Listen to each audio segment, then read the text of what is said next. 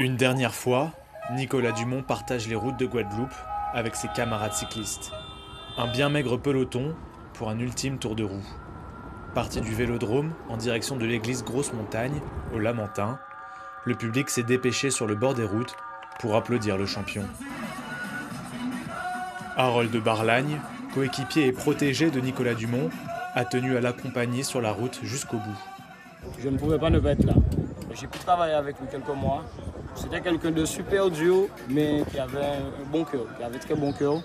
Il me disait souvent, arrête ne te laisse pas marcher sur les pieds. Voilà, il aimait que les choses soient claires en fait. Voilà. Arrivé en Guadeloupe à la fin des années 2000, Nicolas Dumont y a trouvé une seconde famille.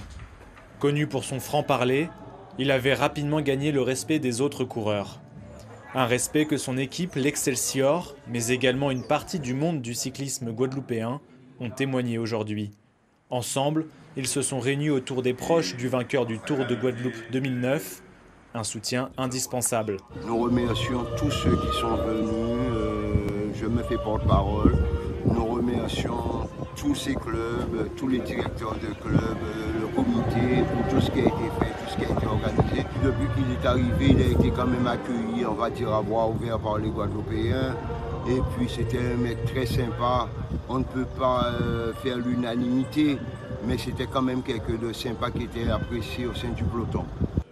L'accident survenu le 10 juillet dernier est venu rappeler une nouvelle fois la dangerosité des routes de Guadeloupe. Depuis le début de l'année, 28 personnes sont décédées sur celle-ci. Parmi elles, les cyclistes sont en première ligne. Pour le sélectionneur de l'équipe de Guadeloupe, il faut plus que jamais prendre conscience du danger.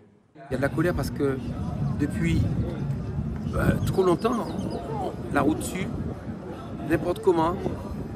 Il y a des accidents, mais il y en a tellement qui auraient pu être évités. Je pense que Nicolas partagerait ça en se disant, mais bougez-vous un peu, je suis couché là, mais ne vous arrêtez pas, bougez-vous.